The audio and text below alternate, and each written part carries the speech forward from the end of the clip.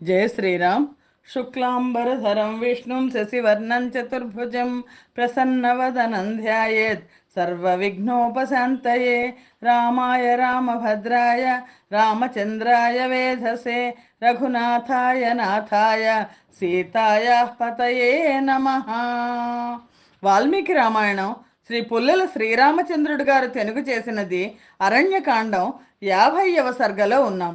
సీతను హరించవద్దని జటాయువు రావణునకు ఉపదేశించుట. సీత చేసిన ఆర్తనాదము నిద్రపోవుచున్న జటాయువునకు వినపడెను. అతడు వెంటనే పరిశీలించి చూడగా అతడికి సీత రావణుడు కనబడిరి. పిమ్మట పర్వత శిఖరం వంటి ఆకారము, తీక్ష్ణమైన ముట్టే కల ఆ జటాయువు చెట్టు మీదనే ఉండి రావణునకు మంగళకరమైన మాటలు చెప్పాను. రావణ, నేను సనాతన ధర్మమును పాటించుచు సత్యవ్రతమును అవలంబించి ఉన్న మహాబలశాలి అయిన గృధ్రరాజును. నా పేరు జటాయువు. దశరథ తనయుడు శ్రీరాముడు సకల లోకములకు రాజు, మహేంద్ర వరుణుల వంటివాడు, లోకముల హితము కొరకై ప్రయత్నించువాడు. నీవిప్పుడు అపహరించుతున్న స్త్రీ సీత. ఆమె కీర్తిమంతురాలు, లోకములకు ప్రభువైన ఆ శ్రీరాముని ధర్మపత్ని. ధర్మ మార్గమునందు ఉన్న రాజు పరభార్యలను స్పృశించునా? ఓ మహాబలుడా, రాజ్యము పాలించే రాజు ఇతర రాజుల భార్యలను విశేషించి బాగా రక్షించవలెను. పరభార్య స్పర్శ నుండి నీ నీచ బుద్ధిని మరల్చుము. బుద్ధిమంతుడు ఇతరులు నిందించే ఏ పని చేయకూడదు.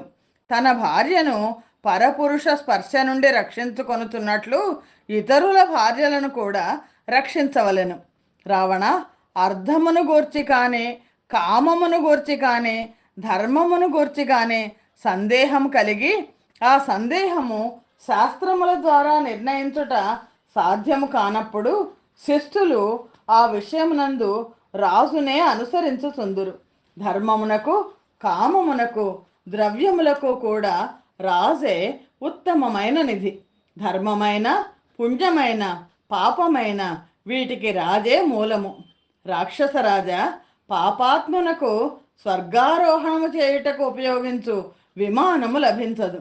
అట్లే పాప స్వభావము కలవాడవు, చపలుడవు అయిన నీకు రాజ్యము లభించకూడదు. కానీ ఈ ఐశ్వర్యము, రాజ్యాధికారము ఎట్లు లభించినది? ఎవరిదైనా ఎట్టిదైనా సహజ స్వభావమును మార్చుట చాలా కష్టము. దుష్టాత్ముల గృహములలో పుణ్యము చాలా కాలము ఉండదు. పాప నివారకమైన పుణ్యము చేయజాలకపోవట చేత వారు స్వాభావికమైన పాప ప్రవృత్తినే చూపుచుందురు. మహాబలవంతుడు, ధర్మాత్ముడు అయిన శ్రీరాముడు నీ దేశమునందు కానీ, నీ పురమునందు కానీ ఏ అపరాధమో చేయలేదు కదా. అట్టి శ్రీరాముని విషయంలో ఇప్పుడు నీవెందుకు ఇట్టి అపరాధము చేయుచున్నావు? శూర్పణఖను వెనక వేసుకొచ్చి కరుణ్ణి శ్రీరాముడు చంపినాడంటే దీనిలో ఆ శ్రీరాముని దోషం ఏమున్నదని నీవు అతని భార్యను అపహరించుతున్నావు? యథార్థముగా చెప్పుము. వెంటనే సీతను విడిచిపెట్టుము. అట్లు కాకపోయినచో ఇంద్రుని వజ్రాయుధము వృతాసురుణ్ణి కాల్చివేసినట్లు ఈమె అగ్నిగా మారి తీక్ష్ణమైన నేత్రములతో నిన్ను కాల్చివేయగలదు. కోరలలో విషము నిండి ఉన్న సర్పమును చెంగును కట్టుకొని తెలుసుకొనజాలకున్నావు. కంఠమునకు తగిలి ఉన్న యమపాశమును నీవు చూసుకొనుటలేదు. ఏ బరువు మనిషిని కృంగదీయదో అట్టి బరువునే మోయవలను. ఏ అన్నము రోగము కలిగించకుండా జీర్ణమగునో అట్టి అన్నమునే తినవలెను. ఏ పనులు చేయుట వలన ధర్మము కానీ, భూలోకములో కీర్తి కానీ, యశస్సు కానీ కలుగదో, దేని వలన శరీరమునకు ఖేదము కలుగునో అట్టి పనిని ఎవ్వడూ చేయరాదు. రావణ, నేను పుట్టి 60,000 సంవత్సరాలైంది. నేను నా తండ్రి నుండి, తాతల నుండి సంక్రమించిన రాజ్యమును యథావిధిగా పాలించుతున్నాను. నేను ముసలివాడను, నీవు యువకుడవు. నీకు ధనుర్బాణములు, కవచము, రథము ఉన్నవి. అయినను నిన్ను సీతను అపహరించి క్షేమముగా వెళ్ళనివ్వను. న్యాయములతో కూడిన యుక్తులు చూపి ప్రామాణ్యము స్థిరీకరింపబడిన వేదమును ఎట్లు హరింపజాలరో అట్లే నేను చూచుచుండగా నీవు సీతను బలాత్కారముగా అపహరించజాలవు. నీవు సూర్యుడవైనచో ముహూర్త కాలము పాటు ఆగి నాతో యుద్ధము చేయము. పూర్వము కరుడు హతుడైనట్లు నేడు నీవు హతుడవై నేల మీద శయనించదువు. నీవు అనేక పర్యాయములు యుద్ధములో దైత్యులను సంహరించి ఉన్నావు.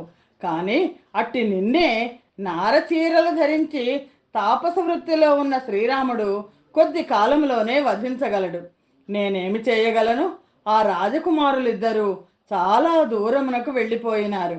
వారిని వెంటనే తీసుకుని రాజాలను. కానీ వారికి భయపడి పారిపోవచున్న నీచుడవైన నీవు తప్పక నశించదు, సందేహము లేదు. రాముని ప్రియురాలు పట్టమహిషి అయిన ఈ సీతను నేను జీవించి ఉండగా తీసుకుని వెళ్ళజాలవు. మహాత్ముడైన శ్రీరామునకు దశరథునకు ప్రియమైన కార్యము నేను తప్పక నా ప్రాణాలు సమర్పించి అయినను చేయవలను. దశకంఠుడా, క్షణకాలము ఆగుము. నీకు నా శక్తి కొలది యుద్ధ రూపమైన ఆతిథ్యమునిచ్చెదను. తొడిమ నుండి పండు పడినట్లు నిన్ను నీ రథము నుండి పడగొట్టెదను అని జటాయు అన్నాడు రావణాసుడితో. శ్రీమద్ రామాయణం నందలి అరణ్యకాండలోని 50వ సర్గము సమాప్తము. స్వస్తి ప్రజాభ్య పరిపాలయంతాం న్యాయేన మార్గేణ మహిం మహేషాః. గోబ్రాహ్మణేభ్య శుభమస్తు నిత్యం. లోకా సమస్తా సుఖినో భవంతు. సర్వం శ్రీరామార్పణమస్తు. జయ శ్రీరామ్.